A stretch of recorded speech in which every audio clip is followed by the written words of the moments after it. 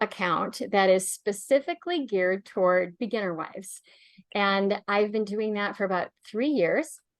My husband and I have been married for 35 years and we have 6 grown children. So I've been passionate about marriage since before I got married. And when my kids got older, they said, Mom, you really need to talk about this because our friends are asking us, like, what did you and Dad do? And I was like, I would love to do that, because for years before that, Steve and I did premarital classes with other couples and parenting classes and marriage courses. And I've done one-on-ones and then group courses with other women. So this was a natural evolution of something that I could take to Instagram and just share what I've learned, because what my takeaway was in terms of trying to help other people is I thought, oh my gosh, I have been so hard on my husband. And I think generally a lot of women are very hard on their husband, not realizing it per se. And I don't think women are taught how to treat men.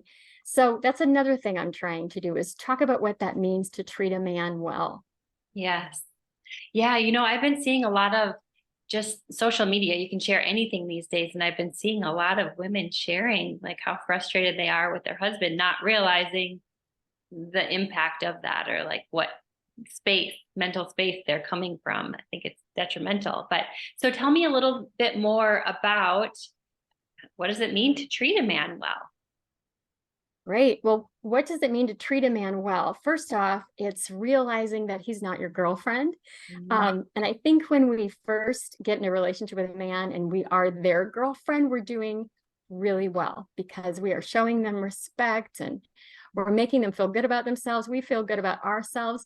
And then we quickly default into correcting them, criticizing them, reminding them of things, and we call them into compliance with our standard. Nobody wants to be called into compliance with someone else's standard. So that's really, really frustrating. And the men don't really respond to that. They don't really know what to say. They just know that something has changed. They don't feel like we are a girlfriend anymore. They actually feel that what we're doing is disrespectful. And a lot of times they don't find the words to communicate that to us, but that's what's going on when you dig down deeper, is find out that they feel that they're being treated disrespectfully. Okay. And as a man, that's one of the fundamental things that they need in a healthy relationship, right? Is to feel respected. Yeah, it really is. Okay. And so why do men retreat? What is it like to respect a man? And yeah, tell me that. What is it like? What does it look like to respect a man? Yeah, well, what it looks like to respect a man is a huge question. And I came across the answer to this accidentally, actually. I heard an interview with a man named Emerson Eggerichs, and he wrote a book about the role that respect plays in a relationship. And one of the things he was explaining in the interview was what it looks like when a husband and wife argue. And he says that oftentimes you'll get to a point in the disagreement where the man will say, you know what, that's it. I can't talk about this anymore. We're going to have to table this until later. And then they just go silent and they'll leave. Well, my husband used to do that and I didn't understand why. I'd never seen that before. So I thought, well, what that means is I'm a better communicator. And so therefore, as the superior communicator in this relationship, it's on me to press in and teach him how to complete this conversation or to bring resolution to what we're talking about. So I would kind of double down and talk even more or bring up more examples. And then for sure, he's going to go quiet. But that whole idea of saying, nope, that's it. We're not doing this anymore. And walking out of the room. Well, that was brought up with the conversation that I heard from Emerson Eggerichs. And I'm thinking, why? And he explained that men retreat when they feel disrespected. And so I'm thinking, what did I do to disrespect him? Because that wasn't what I intended to do. So I think what happens is women don't define respect in the same way that men define respect.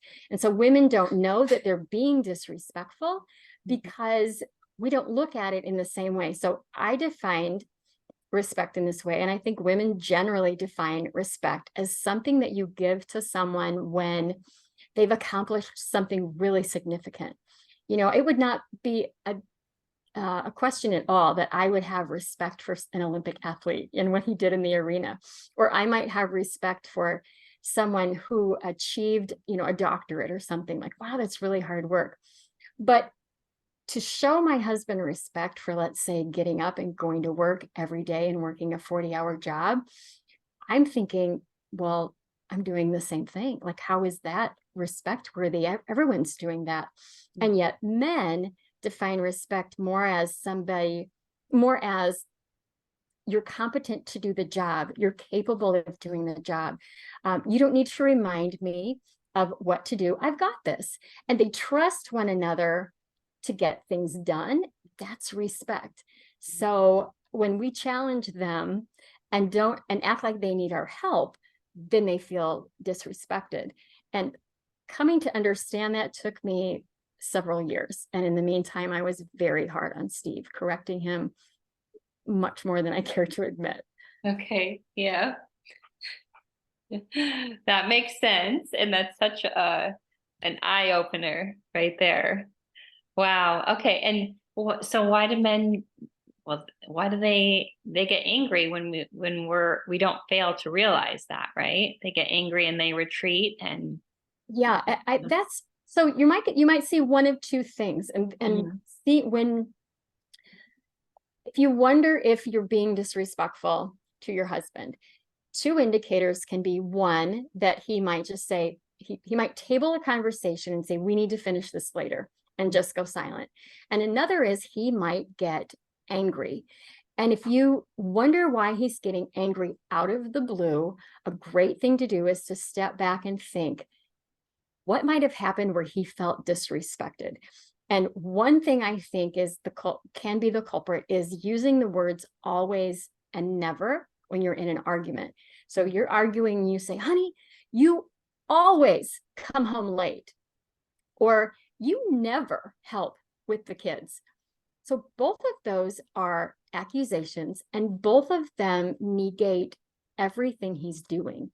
And so he's going to get angry thinking, are you kidding me? You're not giving me any credit, and you're accusing me of always doing this or never doing that. And as soon as you use those words, you've taken away the facts, because no one always does one thing and never does the other. And so one thing is they feel that they're being treated as incompetent or not capable, and that makes them angry. And the other thing is no one else speaks to them in this way. No one at work is going to feel that they have a relationship where they're going to just flippantly start accusing them. And yet here they come home and the woman they love is doing that. And it blows their mind. So they then don't respond to us in that way. As angry as they might be, they go silent and say, we need to finish this later, out of respect to us, because they know if they start going toe to toe with us, they're going to say something disrespectful to us. And they won't do that because it's in their nature. For a good-hearted man, it's in his nature to not disrespect the other person, but especially not his wife. right. Okay. Okay. Wow. And so you did this whole series on Instagram about saying the right things. Can you talk a little bit more about that? Like how do we approach conflict in a better way than so that they respond well? Oh, great question. So I did a series on Instagram about what is the right thing to say. And I think it was really popular because we've all been there. We've all been in a situation with our husband or our boyfriend where all of a sudden it took a turn and things were going great. And now we're in an argument and we think, what just happened? So I wanted to give examples on Instagram of, hey, when this happens, instead of saying this, let's say this instead, rather than doing something that might get him defensive and cause him to snap. Yeah. how can we handle that? And really the basis of this idea was we all want to be treated, I want to treat my husband the way that I want to be treated by him. And so Mhm. that was the idea of that whole series on how to, let's say the right thing. Okay. Yes. And do you want to go through some examples of that? Sure. Okay. All right. So let's see. So like, I think you gave an example in one of them. The bill at a restaurant was above what it should be. Yeah, that's a great one. Okay, I'm sorry. I've lost my screen again. Okay. I have a touch screen, Ashley, and if I touch it, it goes away. Oh, And I'm like, stop it. Let me see if I can get this thing just cooperating with me. hmm I don't do Zoom calls very often, and you might be really adept at this. Yeah, I'm not really either. So. Okay. So this what you asked about the restaurant, right? hmm Okay. So one example of what you can say in a situation that gets a little hairy might be if you're with your husband at a restaurant and your husband is one of those men who just wants to make sure that that the bill is perfect or that the service is perfect, and he gets upset and he gets all assertive and he blows it out of proportion. Well, instead, in your mind, so hmm instead of saying to him, that's so embarrassing, you always get assertive and you blow it out of proportion, and now he's in a defensive mode because you've accused him of something. You're hmm uncomfortable. I get it. But in the moment, rather than do something in public that's going to get him riled up and get you guys into an argument and ruin your whole night, if he might ask you how what do you think of the evening? Or, you could say, well, I respect how you handled that because you were firm and you weren't rude. And that might be true. So in the moment, you've come up with something that you're comfortable sharing. You've affirmed him as a man. But then later, when you're home, and maybe even the next day, I would definitely tell him that really made me uncomfortable in the restaurant. Can we brainstorm together as to how to handle this next time so we're both comfortable in that situation? Okay. hmm So really showing that you want to be a team with him. Exactly. Yeah. Yeah, that's exactly it. Okay. I love that. All right. And then another common one is men leave their socks or their clothes or make a mess. Yeah. What, what's the right thing to say in that situation? So if your husband is leaving stuff all over the house and you're really frustrated, instead of saying, you always leave your stuff everywhere. How many times have I told you to pick up your towel, Mhm. pick up your clothes? I would go to him and say, I know this doesn't seem like a big deal to you, but I feel disrespected when I have to pick up after you. Could you please put it in the laundry? That would really communicate to me that you care. Now, sometimes that's going to work and sometimes it's not going to work. Um, and in that situation, when it doesn't work and it comes up over and over again, once you've communicated that to him, honestly, I wouldn't let that become a huge issue in your marriage, because in the scheme of things, picking up after him is not as big of a deal as we feel it is. Yeah.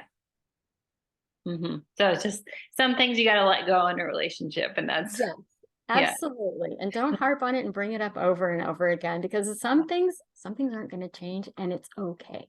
It's yeah. not a hill to die on.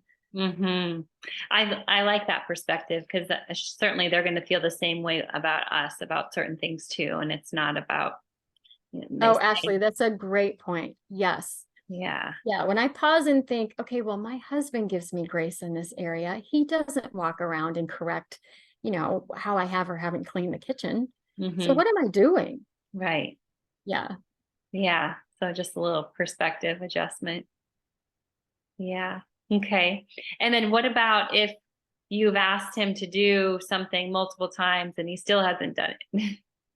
Another one that happens all the time. Yeah. So if you've asked your man to do something multiple times and he hasn't done it, you don't want to come at him and say, how many times do I have to ask you this? I mean, seriously, am I not important to you? Mhm. And immediately berate him.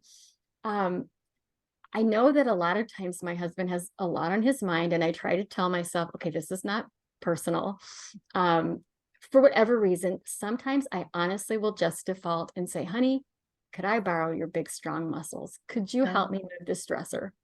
And just appeal to him as a man. I mean, we forget that we are feminine and they like being with a feminine woman. And we can be strong and independent, but we can also be feminine and affirm the fact that they're strong. I mean, I'll take my husband a jar to open it and say, could you just open this for me? And then affirm him and say, you are so strong. I mean, really stronger than I am. So why not take advantage of it? Totally. When I said that on Instagram, I got some pushback and women were saying, oh, you're coddling your man. And I thought, you know what? Every now and then, I'm sorry, I'm going to appeal to his masculinity and Totally. encourage him because who else is doing that? Why not me? Right. Well, and you certainly don't want someone else doing it. No, I don't. And I think things are going to come up, like challenging situations are going to come up, and you want to make sure that it's balanced, like the positive Mhm. feedback and the negative feedback are at least balanced. So if you have those small opportunities to affirm them, then absolutely we want the same in return. Women love to be complimented and noticed and all Right. of those things. So It's I a think that's two-way street. I think mhm, you're really good to bring that point up. mhm. Yeah, I love that. Okay. So what if someone's watching this and they're like, "Oh my gosh, I always say the wrong thing." How do I go about fixing this or changing this? Well, if a woman feels that she's always saying the wrong thing and she's beginning to realize that she's been disrespectful toward her husband, or maybe she's not even going to use that word. Maybe she's going to recognize, I've been really critical of my husband. I've complained a lot to him. The first thing to do is to stop correcting him and consider how he feels when he's around you. And for me, it was super helpful to think, am I acting like a girlfriend in this moment? Or am I acting like his mother? One of those two things. And that always arrested my attention. And if I found that I was acting like his mother, I knew he was going to be feeling as if he was a 12-year-old boy, which is not how I want my husband to feel. So I think that would be a place to start is in the moment, ask yourself, gosh, what did I sound like right then? And tangibly show him a difference that I wouldn't just tell him, I'm going to change, something's new. I would just start doing it and he's going to sense a difference.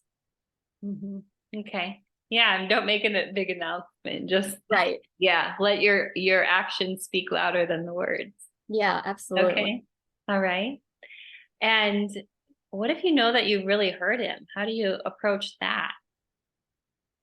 Well, if you know that you've really hurt your husband, the best thing you can do is to apologize. Mhm. And that is one of my favorite takeaways for couples. I mean, in all the years that I've met with different couples and talked to wives, encouraging them to really apologize to one another has just been a game changer. Partly because in our society, we don't apologize anymore. If you'll notice this, if you go to someone and say, oh, I'm sorry, you're going to hear, don't worry about it. No problem. No worries. Or you don't have to apologize. Oh my gosh, no big deal. They push you away. They almost don't even take your apology. They act as if it was no big deal, but it was. And so in that relationship with your spouse, you want to apologize with them to bring closure.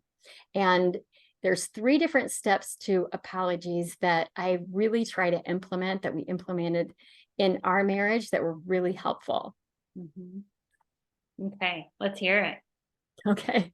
Yeah. So the 3 steps to an apology are, the first of all is you're going to say, I'm sorry. You're actually going to say, honey, I'm sorry. And in that, they're going to hear remorse. They're going to know that you really are sorry. And you're going to secondly acknowledge what you did was wrong. I think we've all had an apology where the other person says, what are you apologizing for? You don't even know what you did wrong. And so you're stopping that reaction by acknowledging that, yes, you do know what you did wrong.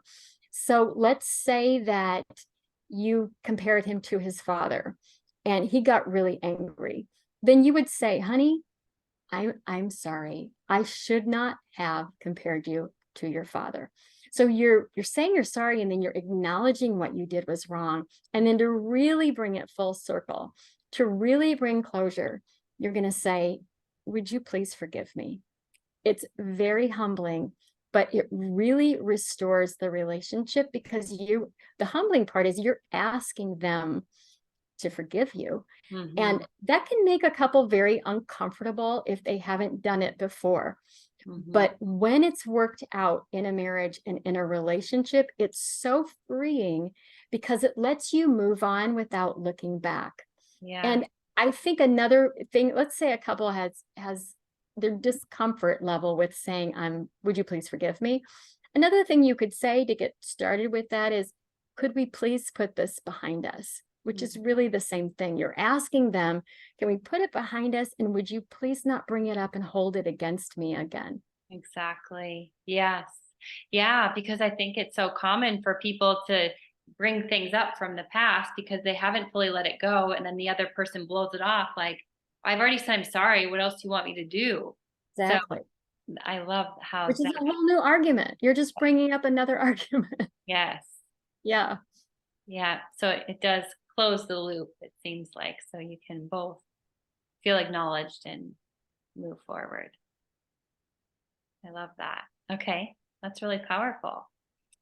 And how do you introduce that to your partner so they feel comfortable when it is something new that you're wanting to try?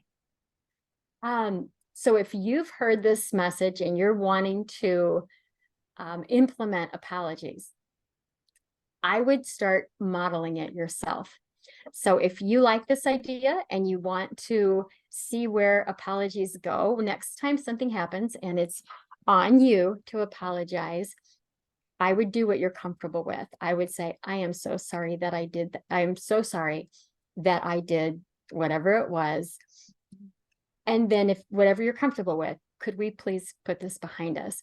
You start modeling it, it will surprise him. And if you do that a couple times, then I think it might yield a conversation.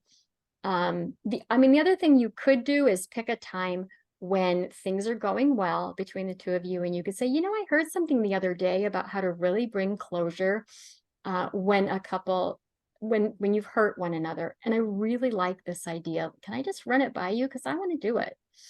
I think modeling it would have a better effect, but that would be another thing you could do, is just have a conversation about it, depending upon your relationship. Okay. Okay. Yeah. Just open communication is everything, right? Yes. And Okay. the thing about communication is it's very effective to pick a time. We call it a time of non-conflict. Mm, So maybe we're on a walk together, or after dinner, we're sitting in the living room and things are fine. There's no issue that you have to work through. yeah. That's a good time to bring up something to affect change, or bring up something that you want to talk about without getting emotional, because you're not feeling that emotion in the moment. So anything that is going to be emotional, like bringing up the restaurant thing, you'd bring that up when he's not feeling threatened. Hmm. It's yeah, that would be a good time to have that conversation. Okay. So not waiting until you're frustrated about something else and then just throwing all these things. But Well, yes. And I think what's particularly challenging for couples is and women, we want to dive right in right when we're feeling it. And we're emotional, and it takes our husbands off guard. They're not as emotional as we are. And then it spirals. Yeah. So to put a day between yourself or whatever it might take and that emotion is going to yield a better result in your conversation when you're trying to work it out. Absolutely. Okay. Yeah. Timing is everything.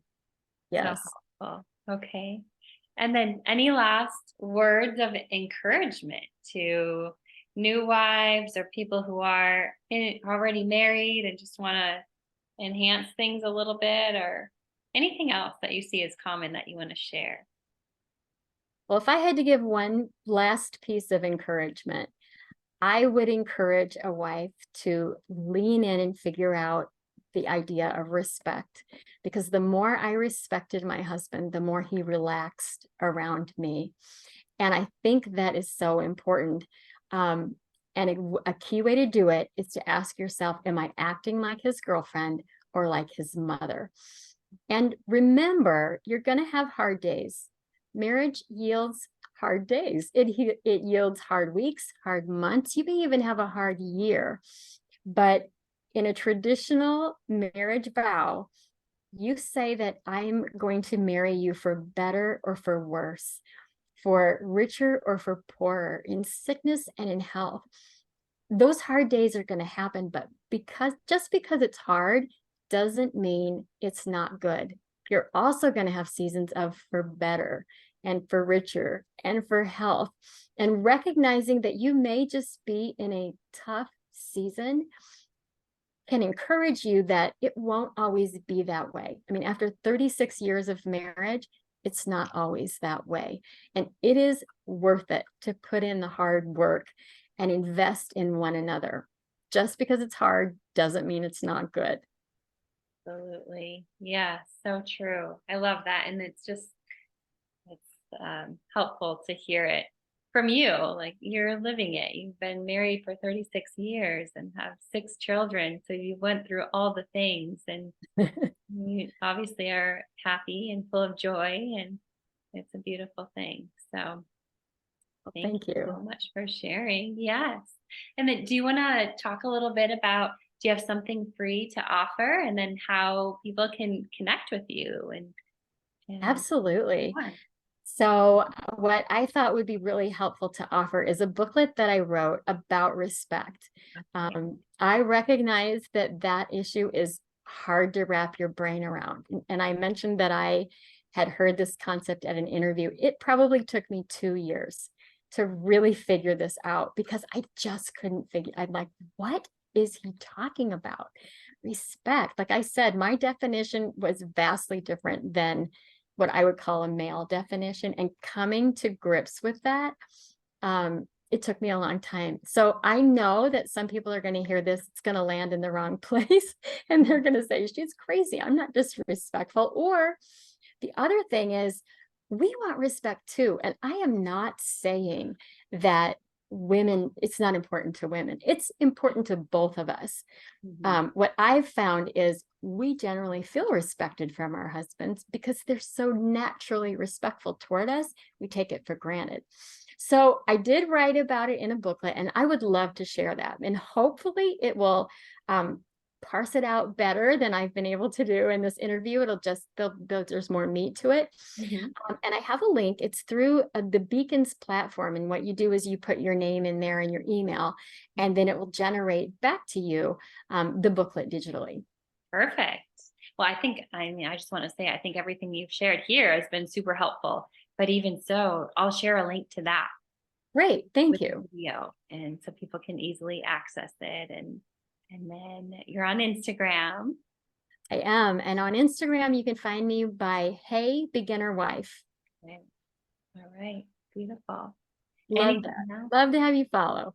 Absolutely. Yes. I mean, just this small amount of time has been so eye-opening, and I think truly helpful, because obviously we're in a position where divorces are so high, and it's been a wild couple of years with the pandemic, but even outside of that, life is challenging. There's always going to be things Yes. that come up, and it's we need to be able to understand each other and communicate, and that's the foundation of it.